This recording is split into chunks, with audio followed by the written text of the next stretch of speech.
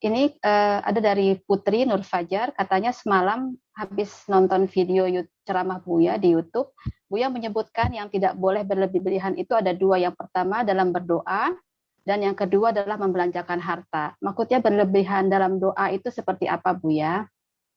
Minta jadi nabi, Hmm. minta supaya nggak pernah maksiat, kan nggak mungkin.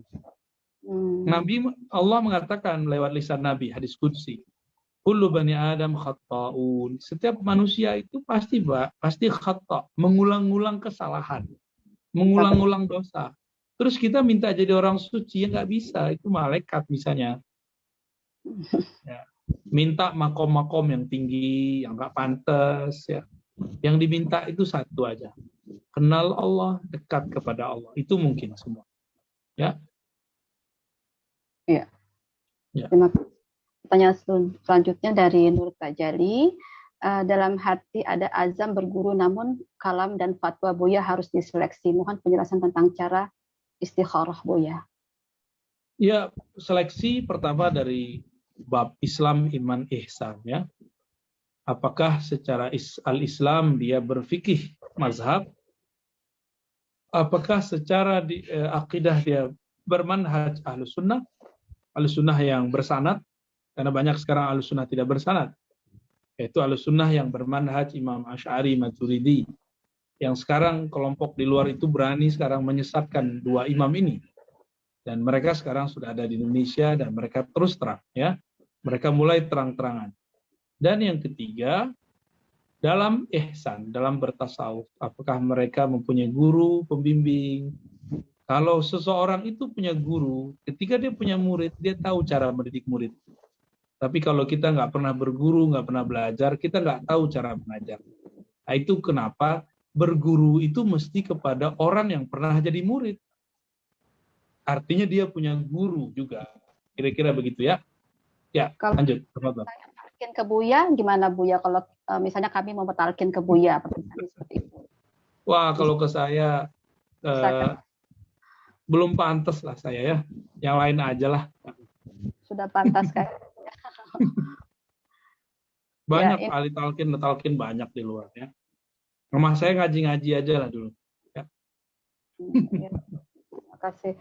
Ini dari Kuala Lumpur nih Buya, ada pertanyaan, adakah untuk buat cara atau praktek taubat tadi apakah perlu join tarikat gitu? Enggak perlu. Taubat itu sendiri adalah sebuah thariqah terdekat kepada Allah. Namun kalau tidak tahu cara taubat, itu berarti kita perlu seorang guru. Nah, nanti guru itu akan mengajarkan thariqah. Kadang-kadang kita nggak dikasih tahu nama thariqahnya, nggak apa-apa. Nah, nanti dibimbing cara baca istighfar itu begini. Kalau ahli thariqah itu semuanya dibimbing. Itu enaknya kalau berguru thariqah. Baca syahadat dibimbing, baca fatihah dibimbing, istighfar dibimbing, zikir dibimbing, semua dibimbing. Maka orang-orang begini tuh Allah itu seneng lihatnya. Sampai ke akhirat nanti Allah lihat mereka ini bersama-sama. Teman-teman coba lihat. Orang Indonesia ini kan, atau Malaysia, atau Singapura, atau Brunei, kalau pergi ke Masjidil Haram, itu rapi. Ketika tawaf itu rapi, kelompoknya ada. Itu Allah senyum melihat yang begituan. Selama kolbu mereka tetap berkoneksi dengan Allah Subhanahu wa Ta'ala. Ya. Jadi nanti itu akan ada orang masuk surga itu beriring-iringan, berantai-rantai. Ada juga yang masuk surga dipaksa. Ya. Orang yang masuk surga dipaksa itu yang ibadahnya masa terpaksa, tapi dia lawan malesnya. Nah itu dia masuk surga dengan terpaksa. Ya, lanjut. Nanti kami bisa dibimbing tarikatnya sama Buya ya, Buya. Ya, sama-sama kita minta kepada Allah ya. Ini pertanyaan dari Afi, bagaimana definisi cinta menurut ahli kolbu? Karena mungkin kita sering mengatakan cinta namun tak mampu mendefinisikannya. Masya Allah. Cinta itu bahasa Arab mahabbah. Artinya biji. Satu biji. Yang jika dia ditanam, dia pasti tumbuh. Kalau tumbuh nggak disiram, dia tidak akan subur. Nggak dipupuk, dia tidak akan menjadi segar. Maka perlu cinta itu ditumbuhkan. Di mana dia tumbuh? Tentu dia tumbuhnya di tanah yang gembur.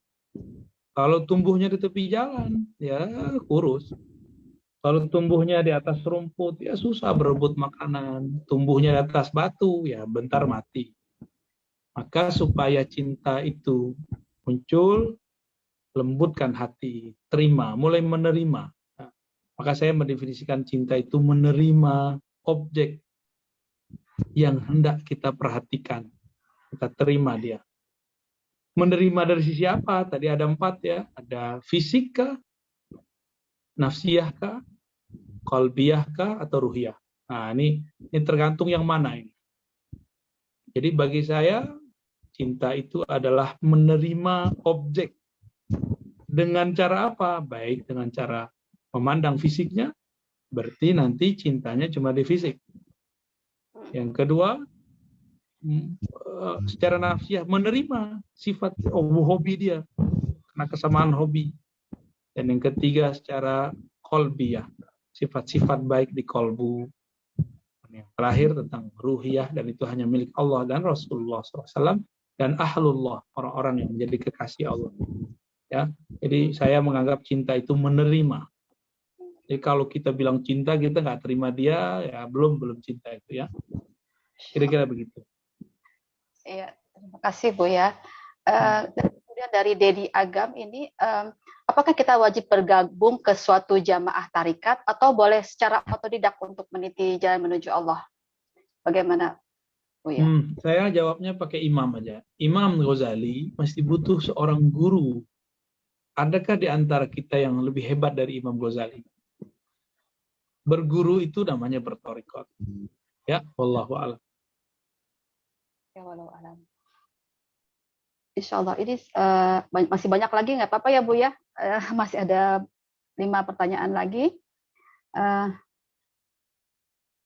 Saya ada Naim dari Malaysia.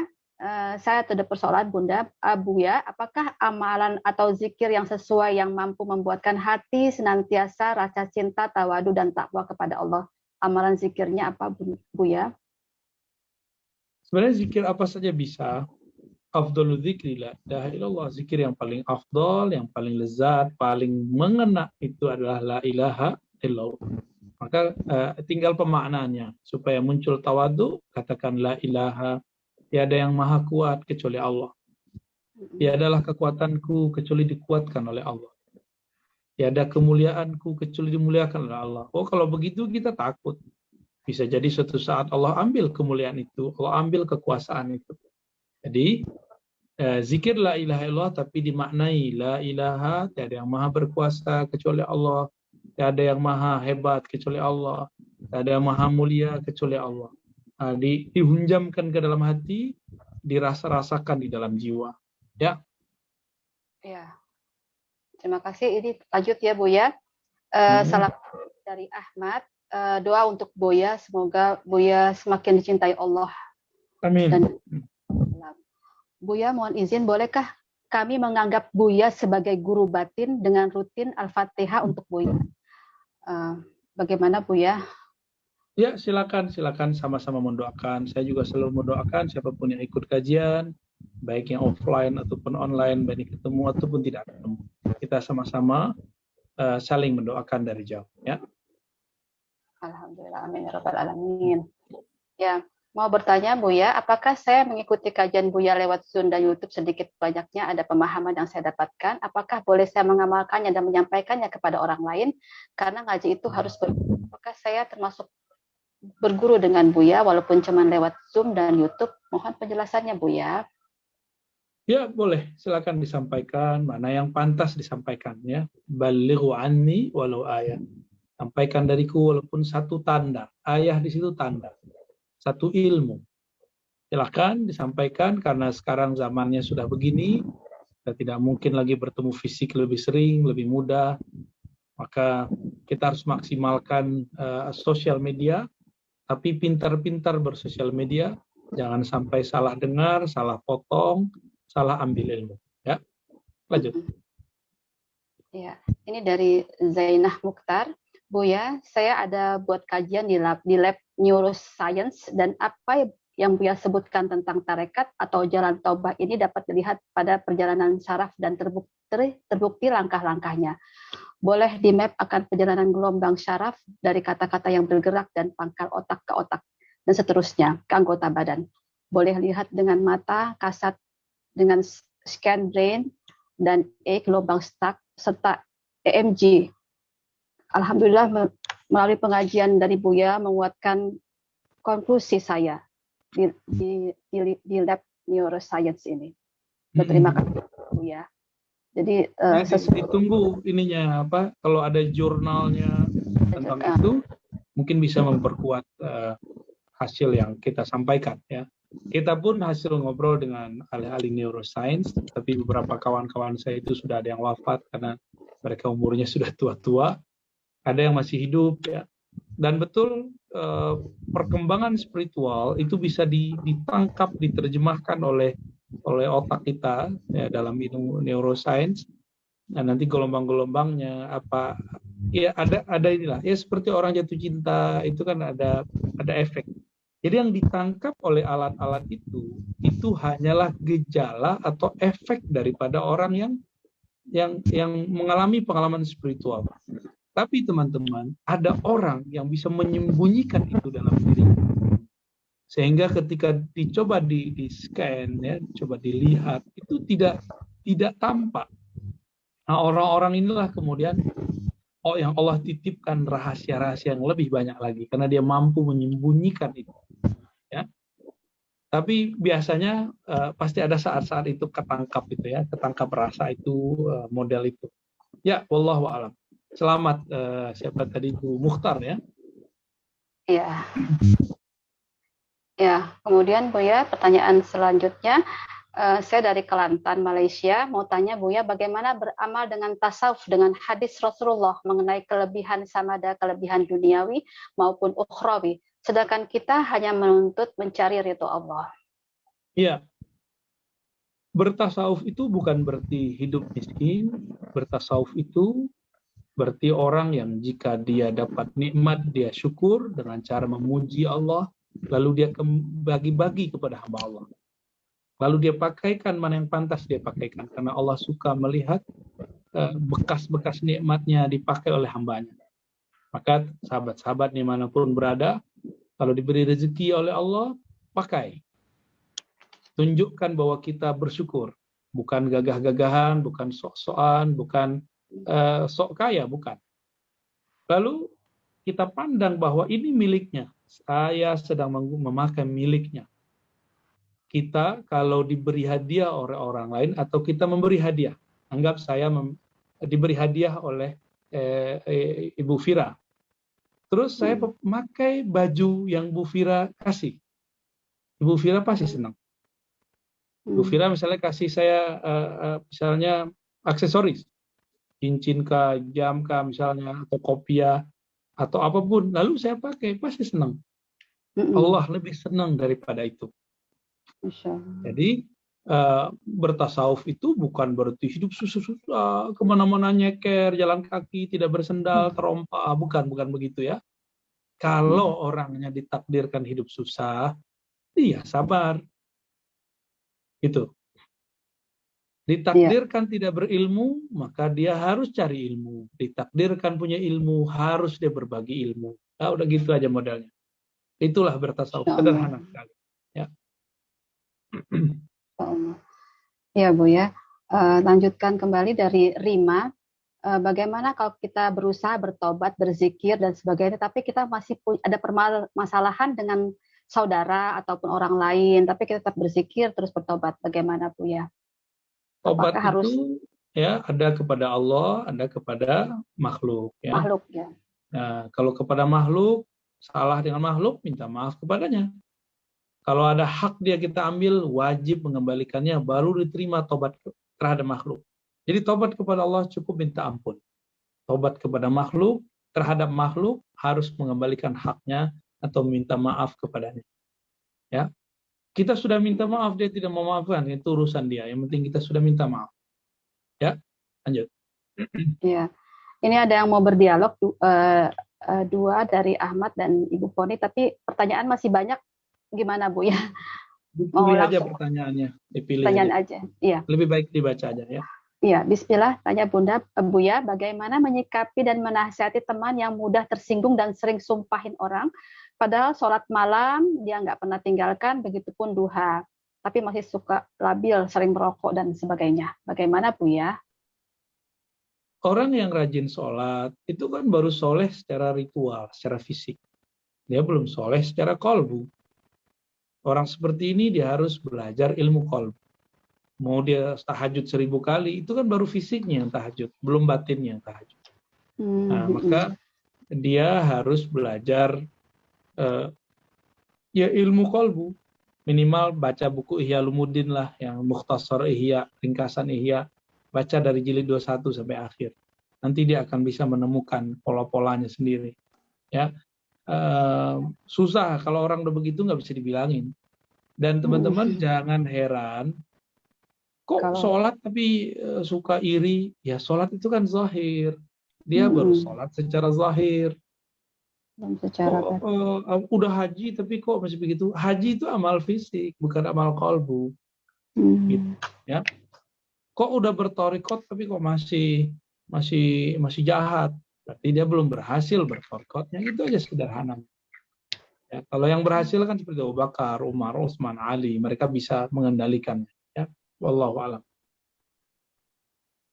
Ya, wallahu a'lam bishawab. Ya, ini ada pertanyaan dari Novia, seorang remaja, katanya dia masih remaja dan insya Allah atas izin Allah saya sedang dalam proses berhijrah. Saya ingin bertanya, gimana cara menetapkan niat baik atau niat karena Allah ketika dia melakukan sesuatu, karena hati kita kan milik Allah, jadi tidak ada yang tahu ke depannya niat kita. Bisa saja berubah-ubah. Jadi saya takut jika hati saya dalam keadaan tidak menyadari bahwa niat saya melakukan sesuatu, karena Allah sudah berubah menjadi niat karena ingin dipandang. Gimana caranya mempertahankan niat karena Allah itu, Bu ya? Terima kasih. Assalamualaikum warahmatullahi wabarakatuh. An-niyah fil qulub, niat itu di kalbu. Yang memandang kalbu kan cuma Allah. Ya.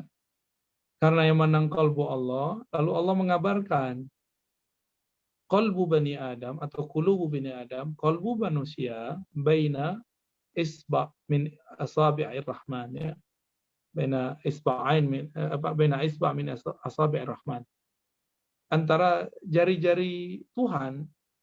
Jari-jari di situ jangan dibayangkan jari-jari seperti kita, hanya Allah yang tahu maknanya. Karena hanya Allah yang tahu pergerakan hati, maka kembalikanlah kepada Allah. Jangan dipikir-pikirkan, nanti jadi stres-stres sendiri. Nah, niat itu adalah azam yang kuat untuk menjadi baik. Nah, setelah itu, tawakkal ala Allah. Kita serahkan kepada Allah. Terus kalau besok terjebak lagi, udah niat lagi. Besok terjebak lagi, niat lagi. Begitu aja terus. Sampai niat itu menjadi stabil. Makanya Imam Syafi'i punya pengikut-pengikut paham. Setiap mau sholat, mereka ulang niat. Dan dilafazkan. Nah, gitu. Itu hebatnya pengikut-pengikut Imam Syafi'i ini. Ya, lanjut. Ya.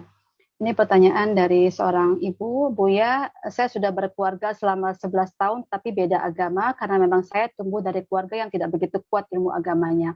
Sekarang saya sudah mempunyai anak 3, saya mau bertobat dan mendekatkan diri kepada Allah Subhanahu wa Ta'ala. Saya bingung sekali, Buya, karena di sini kebanyakan mudaratnya. Dan saya sudah bertanya kepada suami, apakah mau pindah ke Muslim, karena saya mengimpikan suami untuk beribadah bareng keluarga dan ingin memiliki kepala keluarga yang bisa membimbing agama.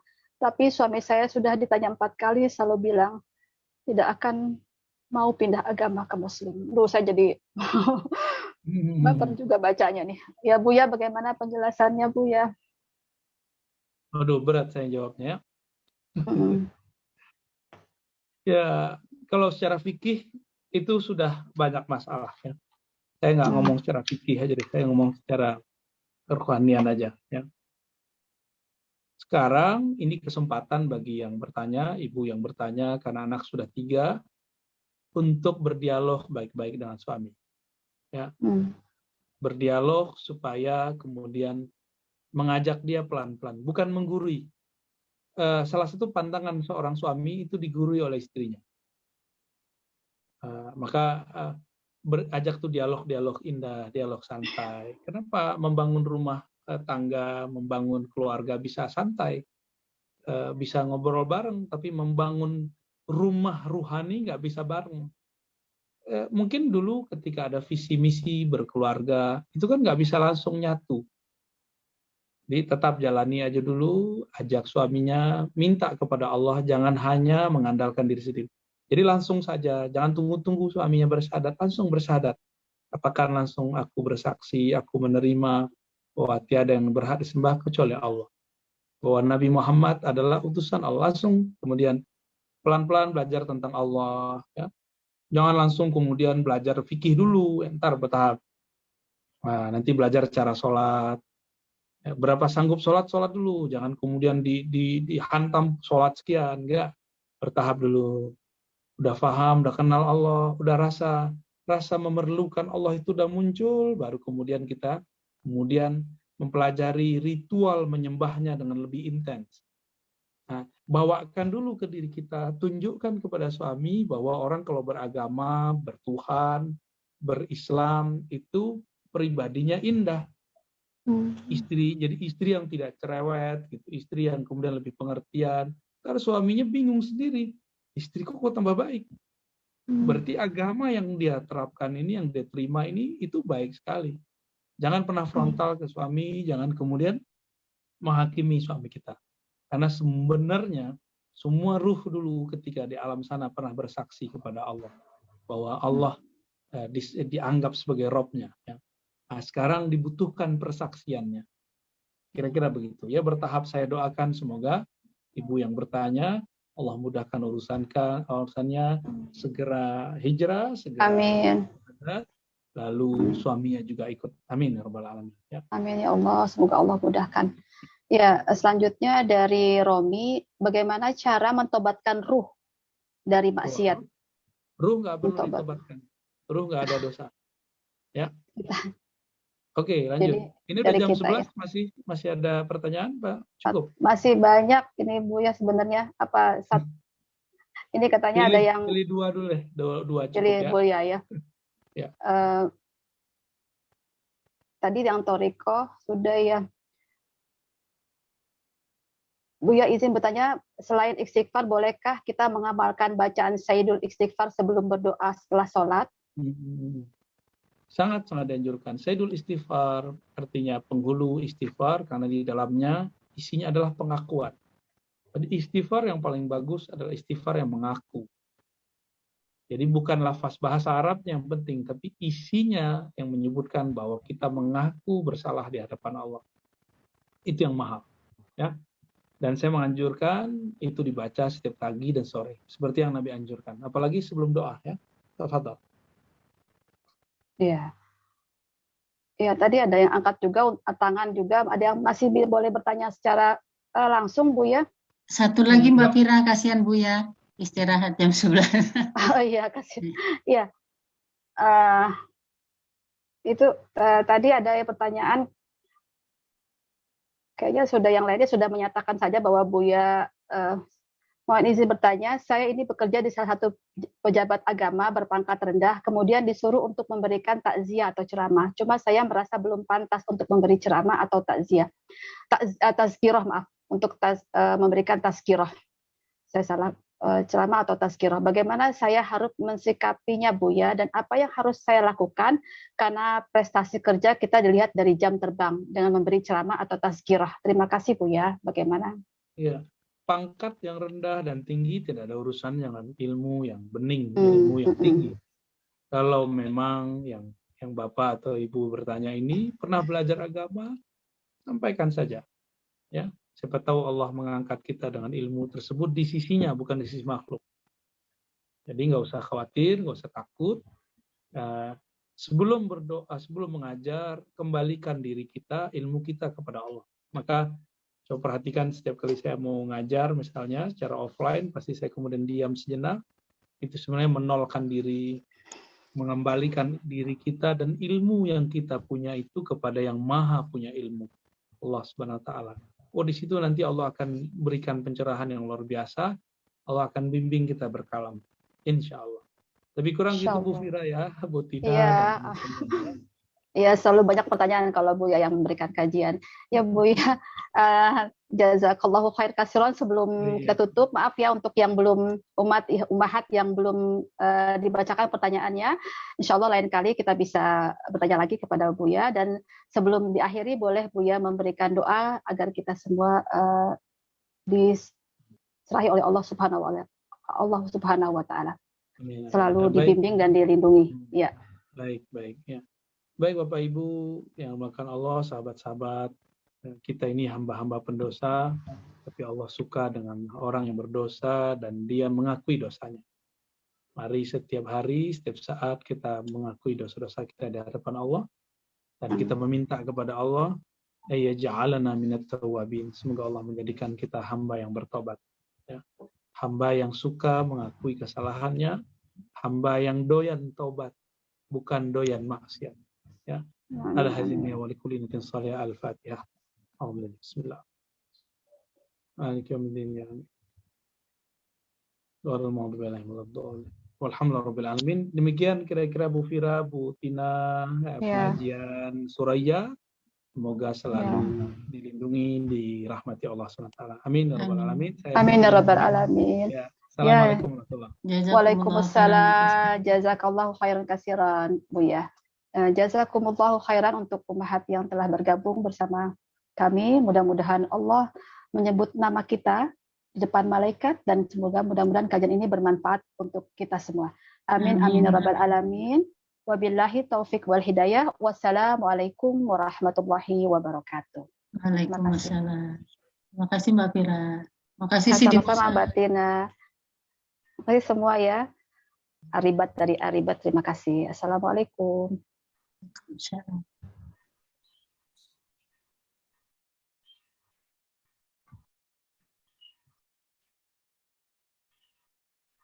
tutup Bu ya. Ya, makasih Sidi.